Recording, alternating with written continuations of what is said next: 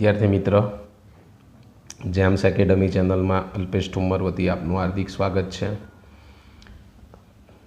प्रकरण एक वास्तविक संख्याओं एमां आपणे आजे जोईशुं स्वाध्याय 1.4 दाखला नंबर एटले के प्रश्न नंबर 1 एम कहे छे कि भाई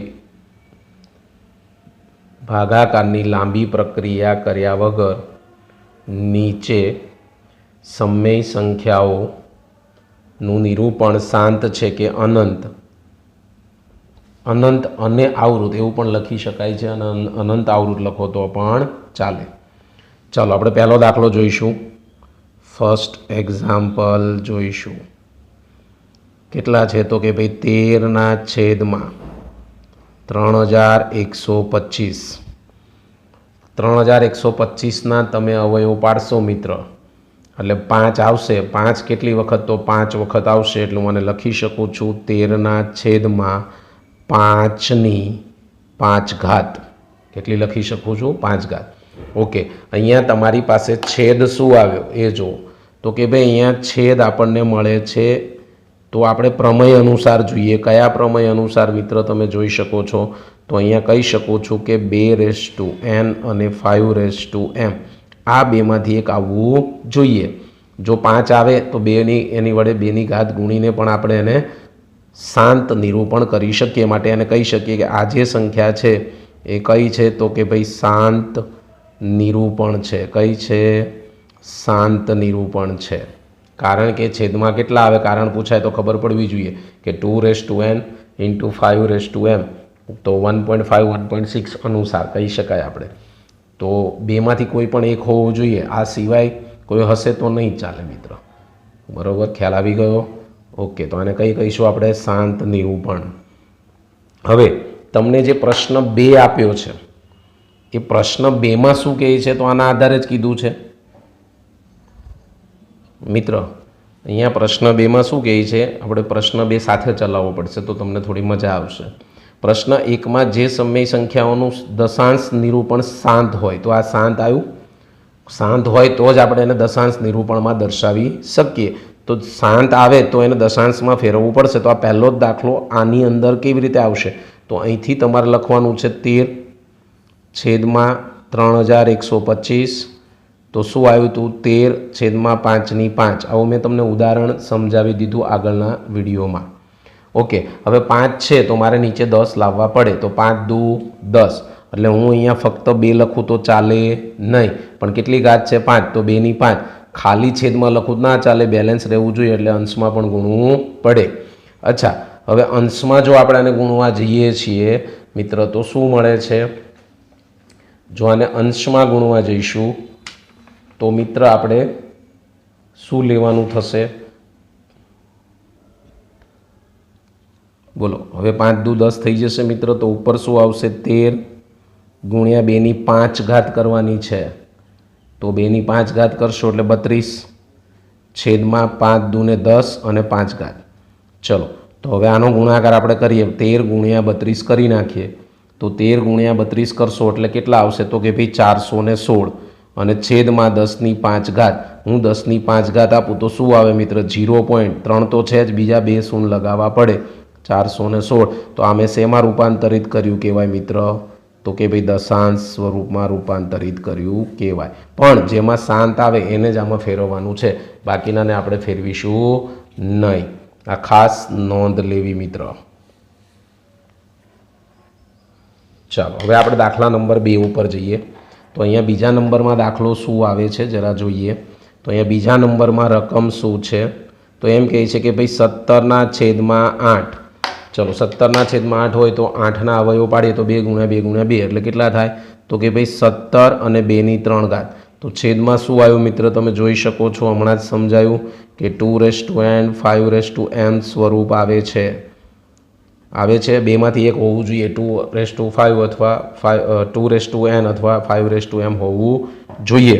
તો અહીંયા 2 ઘાત માટે શું કહી શકીએ तो कही शकाय शांत निरूपण है। क्यू है मित्र? शांत निरूपण। पहला दाखला प्रश्न प्रमाणे आवुं लखवानुं। अच्छा, हवे बीजा प्रश्न प्रमाणे आपणे लखवा जईए तो आनी गणतरी करवी पड़े तो हूँ लखीश 17 छेदमां 8 પાછું લખીશ 17/2/3 મિત્ર દશાંશ સ્વરૂપમાં લાવવું છે તો 2 5 અને 10 એટલે 5/3 તો અંશ અને છેદ બંનેમાં આપણે ગુણવા પડશે કેટલા આવશે તો કે ભાઈ 125 17 × 125 નીચે 5 દુ 10 અને ઘાત કેટલી 3 ગુણાકાર કરી નાખીશ 2125 છેદમાં 10/3 3 પોઈન્ટ આપણે એને કાપીશું તો 2.125 મિત્ર જવાબ આવશે આ યાદ રાખવાનું બીજા પ્રશ્ન અનુસાર આપણે જોડે જોડે લેતા જઈએ છીએ ચલો ત્રીજા દાખલા તરફ આગળ વધીએ આપણે તો ત્રીજા દાખલામાં આપણને મિત્ર શું કહેવામાં આવ્યું છે રકમ શું છે પહેલાં જોઈ લઈએ તો ત્રીજા દાખલાની રકમ છે આપણી પાસે 64/455 કેટલી આપી છે 64/455 મિત્રો તમે આના અવયવ પાડશો તો શું આવે છે એના અવયવ તો એના અવયવ તમે પાડવા જશો 455ના અવયવ પડતા જ નથી મિત્ર માટે છેદમાં 2n 5n સ્વરૂપ મળતું નથી તો હવે તમને ખ્યાલ આવી ગયો ન મળે તો એ શાંત ના કહેવાય તો શું કહેવાય તો કે ભાઈ અનંત અને આવૃત છે શું કહેવાય અનંત અને આવૃત છે અનંત સુધી ચાલ્યા કરે એટલે એને અનંત કહેવાય અને આવૃત એટલે એકને એક સંખ્યા વારંવાર રિપીટ ન પણ થતી હોય એવું પણ બની શકે ચલો આ જ દાખલાને મારે અહીંયા પ્રેઝન્ટ કરવાનો થાય તો અહીંયા આપણે કશું જ ગણવાનું આવે નહીં કારણ કે શાંત હોય તો જ ગણી શકાય નકર ગણી શકાતો નથી ચાલો જોઈએ ચોથા દાખલા તરફ આગળ વધીએ તો કે ભાઈ 15ના છેદમાં શું કહેવામાં આવ્યું છે તો કે ભાઈ 1600 અચ્છા 1600ના અવયવ પાડશો તો શું આવશે તો 15ના છેદમાં 1600ના અવયવ પાડવા જશો એટલે તમને મળશે 2/6 અને 5/2 તો આપણે આનો જવાબ આપણે આપી શકીએ છીએ મિત્ર સારી રીતે શું જવાબ મળે તો કે ભાઈ છેદમાં 2n 5n સ્વરૂપ મળે છે માટે આ સંખ્યા કઈ સંખ્યા છે તો કે ભાઈ શાંત નિરૂપણ છે કઈ છે તો શાંત નિરૂપણ ચલો બાજુમાં જ આપણે દર્શાવવા જઈએ તો શું આવશે તો કે ભાઈ શાંત દશાંશ હોય એટલે શાંત નિરૂપણ હોય તો જ આપણે એને દર્શાવી શકીએ શાંત દશાંશ હોય તો જ ચાલો ભાઈ 15/1600 શું થશે તો 15/1600 છે એના આપણે અહીંયા ભાગ પાડીશું તો શું આવશે 2/6 5/2 ઓકે 5ની કેટલી ઘટે એટલી જ ઉપર નીચે ગુણવાની છે તો 5ની અહીંયા ખૂટે છે અહીંયા 6 છે તો 4 તો 5ની 4 એટલે અહીંયા 6 થઈ જશે ને અહીંયા 5ની 4 જ આવશે કારણ કે ઉપર નીચે મેં કેના વડે ગુણી 5ની 4 ચાલો ભાઈ ઉપરનો આપણે ગુણાકાર કરી નાખીએ તો ઉપરનો ગુણાકાર કરો એટલે તમને 9375 મળે છે નીચે 10ની કેટલી ઘાત મળે 6 ચાલો ભાઈ પોઈન્ટ આપી દઈએ તો જવાબ શું આવશે આપણો તો 0.6 લાવવા માટે 4 બીજી 2 શૂન્ય લગાવવી પડશે કારણ કે 1 2 3 4 અને બીજી 2 શૂન્ય ત્યારે આપણને મળશે તો આ આપણને આવી ગયું કયું આવી ગયું ભાઈ તો પૂર્ણાંક સંખ્યા દશાંશ પૂર્ણાંક સંખ્યા શાંત દશાંશ એવું પણ કહી શકાય પાંચમો દાખલો શું કહે છે આગળ વધીશું પાંચમા દાખલા તરફ હવે પાંચમા દાખલાની રકમ શું છે પહેલાં એ જોઈએ તો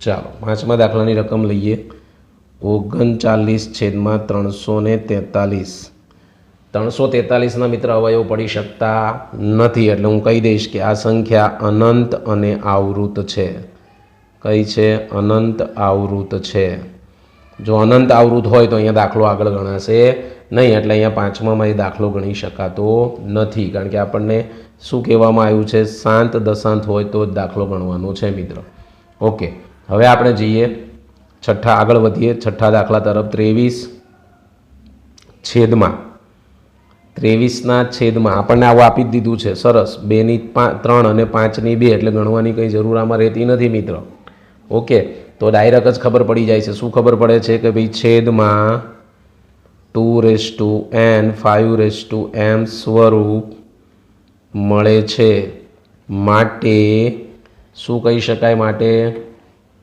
માટે શાંત નિરૂપણ છે શું છે શાંત નિરૂપણ છે ઓકે મારે એ જ દાખલો અહીંયા ગણવાનો છે તો ગણવા જઈએ આગળ તો 23/2/3 × 5/2 ઓછી કોની છે 5/2 તો અહીંયા ઉપર નીચે કેટલા વડે ગુણીશ? તો 5ની 3 લાવવા માટે 5ની 1 ઉપર નીચે ગુણવાની થશે. તો ઉપર 23 ગુણ્યા 5 કરીએ એટલે 115 અને નીચે 2ની 3 5ની 3 તો કેટલા થાય મિત્ર? તો 115 છેદમાં 10ની 3 10ની 3 કાપીએ એટલે 0.115. ચલો આગળનો દાખલો લઈએ આપણે. તો આગળના દાખલામાં આપણને કયો નંબર આવ્યા હતા? આપણે યાદ છે મિત્ર? 7મો દાખલો. ચલો 6/15 કરો, આના અવયવ પાડો 6 અને ઉપર બી પડે ને 2 તરીને 6 છેદ ઉડતા હોય તો ઉડાડવા પડે. હા, એટલે 3 5 15 3 3 ઉડી ગયા.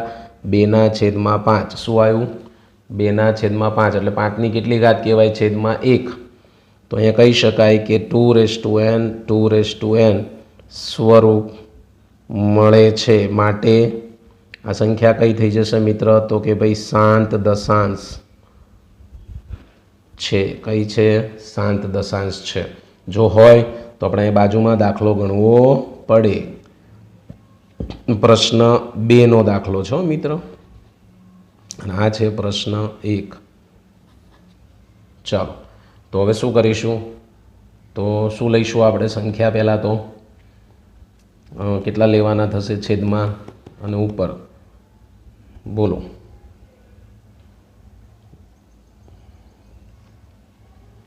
છ છેદમાં 15 છે તો શું કરીશું? લખીશું 6/15 તો પહેલાં લખી નાખો. ચલો આના અવયવ આવી લખી નાખીએ. આપણને શું અવયવ મળ્યા છે? તો 2/5 મળ્યા હતા. તો અહીંયા ઉપર નીચે હું ખાલી 2 વડે ગુણું, થઈ ગયું ને? આની 1 ઘાત છે તો અહીંયા 1 ઘાત થઈ જાય. 2 દુ 4 છેદમાં 5 દુ 10.4. સિમ્પલ દાખલો છે. ચલો આગળ વધીશું. કાના તરફ આગળ વધીશું? તો કે ભાઈ 8મા દાખલા તરફ. ચલો 8મો દાખલો શું કહે છે? 129 છેદમાં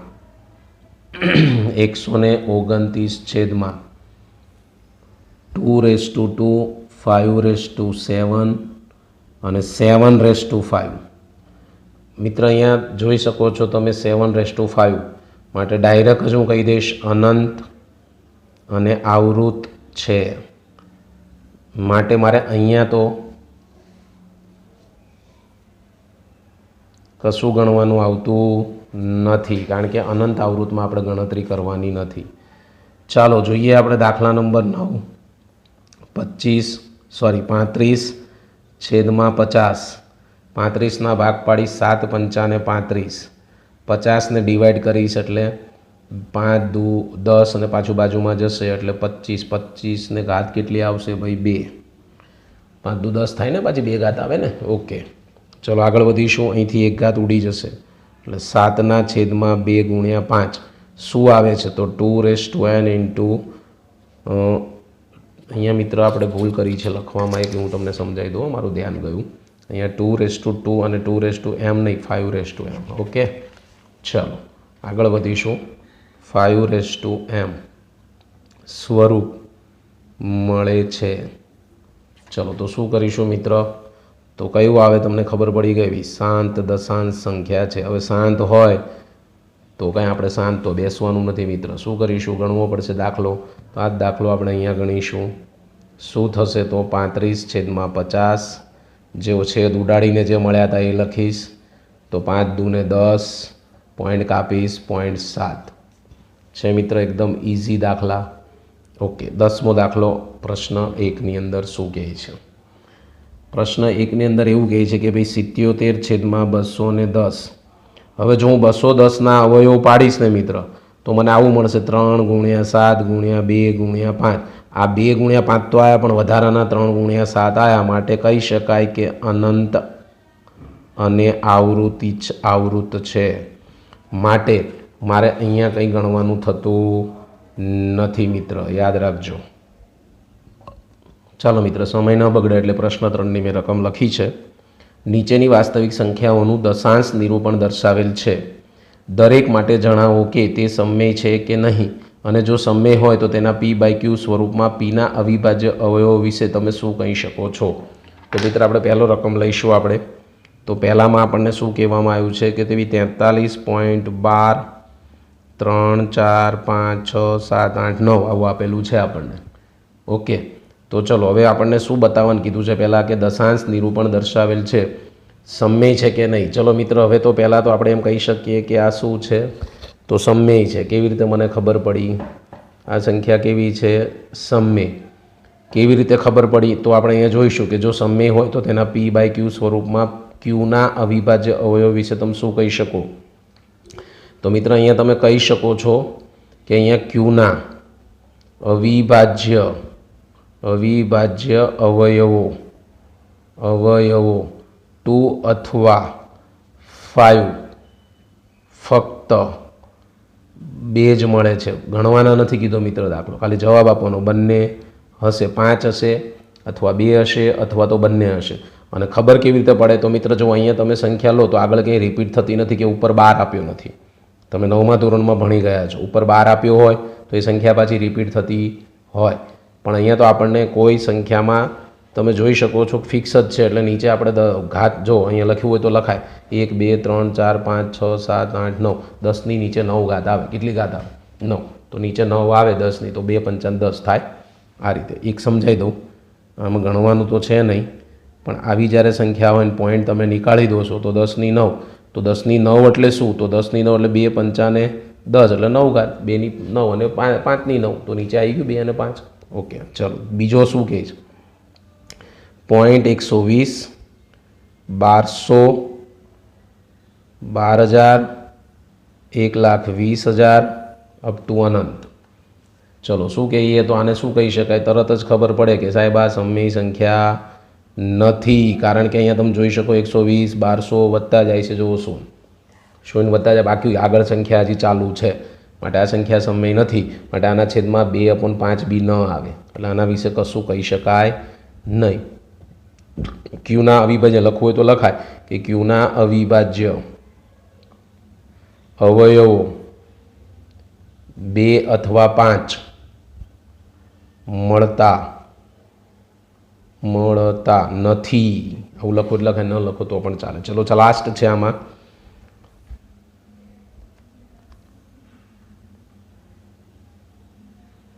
43.123 એટલે 5 6 7 8 9 એવી રીતે જ આપ્યું છે અને ઉપર 12 આપ્યો છે. 12 એટલે આનો મિનિંગ શું પહેલાં તો હું તમને સમજાવી દઉં.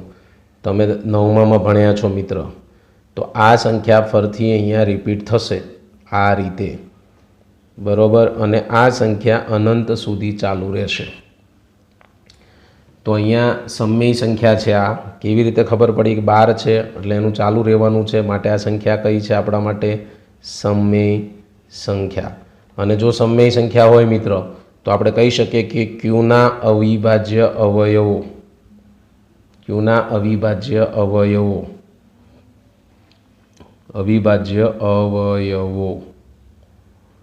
અવિભાજ્ય અવયવોમાં જઈએ આપણે તો 2 અથવા 5 ઉપરાંત અન્ય કોઈ